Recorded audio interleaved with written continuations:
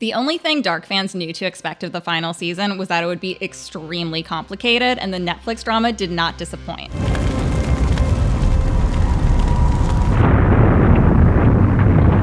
For the majority of the series, we thought there were only two sides in the war to control time, Adam's and Claudia's. But season 3 revealed there's actually a third, led by Ava, who is a future version of Martha from the Mirror Universe. I've waited for this moment for so long. While Adam wants to destroy both worlds, Ava wants to keep the cycle intact, and Claudia just wants to save Regina no matter what world that's in. The one thing all three have in common, though, is that they are big f***ing liars and manipulate everyone, even their past selves. I always was too gullible.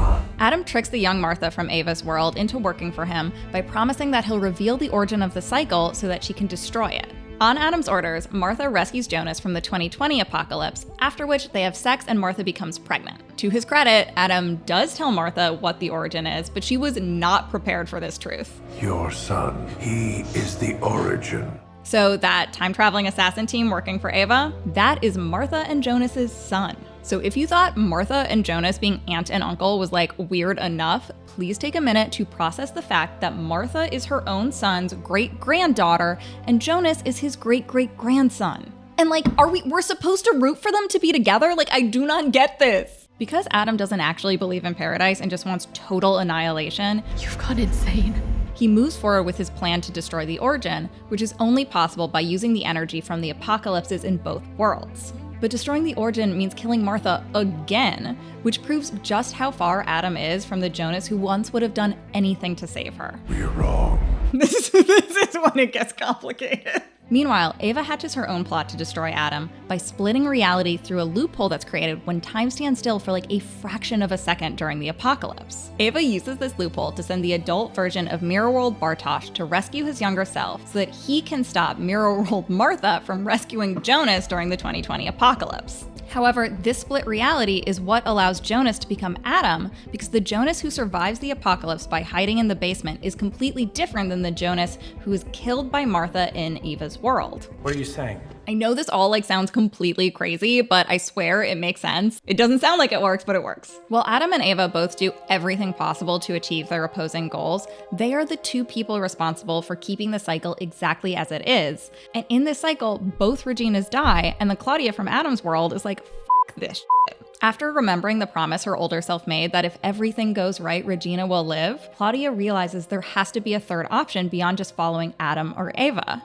And of course, everything in this show comes in threes. We should have known. Claudia kills her mirror self and sets out to find a way to break the cycle, because it turns out both Adam and Ava are wrong about what the origin really is. As Claudia discovers, there's an entire third world, the origin world, and it was in that world that H.G. Tannhouse's son Merrick, his daughter-in-law Sonia, and his granddaughter Charlotte were first killed after their car was run off a bridge. A grieving Tannhouse then dedicated himself to finding a way to go back in time to save their lives. But his attempt to do so is what split the world, creating Adam and Ava's mirror world, where everyone is doomed to suffer on an infinite loop. He was convinced that the ability to time travel would be the world's salvation, but it doesn't bring back salvation, only damnation. I do love that it felt like no matter what everyone did in Dark, nothing would ever go right. And I like that this explained why everyone is being infected with his unhappiness. The old version of Claudia explains this to Adam, sharing that he and Martha are the glitch in the Matrix, not their son. And the only way to untie the knot is for young Jonas and young Martha to travel to the origin world and stop Tannhouse's family from dying in the first place. Using the apocalypse loopholes in both worlds, Adam rescues the Jonas who wasn't saved by Martha in the split reality Ava created. He then sends Jonas to Ava's world to grab the mirror version of Martha before the older versions of Magnus and Francesca can take her away. Where are we going? We're returning someone from the dead. Martha and Jonas travel to June 21st, 1986, when the passage was first created, so that they can slip into the origin world, which is this trippy experience I do not recommend watching if you are on a hallucinogen. In the origin world, Tannhouse has just fought with his son because he's been so focused on these big existential questions about wormholes and that he hasn't actually been present as a father. So Mark insists that he, his wife, and daughter leave Tannhouse's that night and drive home in the rain. But Jonas and Martha arrive just in time to stop them from crossing the bridge and are able to convince Marek to return to his fathers and reconcile. What we know is a drop. Because of this, Martha and Jonas succeed, and Adam and Ava's worlds are wiped from existence. But Martha and Jonas, and even Adam and Ava, end their existence together, holding hands and finally at peace. You and I are perfect for each other. You see? It ended with them being perfect together. It was happy, but it's weird. It is not quite that simple because this is still dark. In the Origin world, a lot of characters we love no longer exist. This includes Jonas, Martha, Magnus, Mikkel, Ulrich, Mads, Tronte, Agnes, Noah, Charlotte, Elizabeth, Franziska, Bartosz, and Celia. Just gone. Just no longer there, never existed. However, other characters who had died, including Regina, Peter, Katerina, and Hannah, are now alive. Also, I can't believe Hannah lived.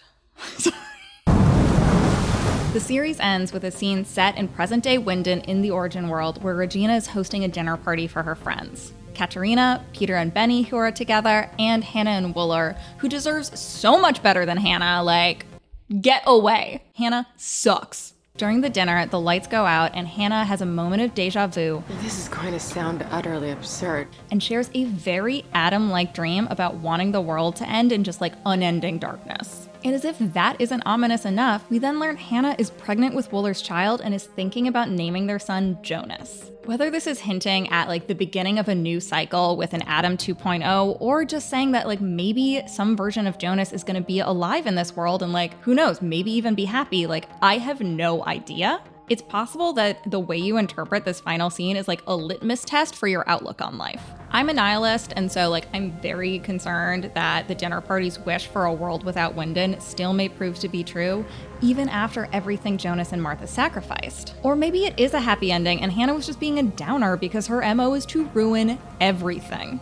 Let me know what you think Dark's final scene meant in the comments below. And while you're at it, please share any theories about what happened to Wooler that caused that eye injury, because I cannot believe they left us hanging like that.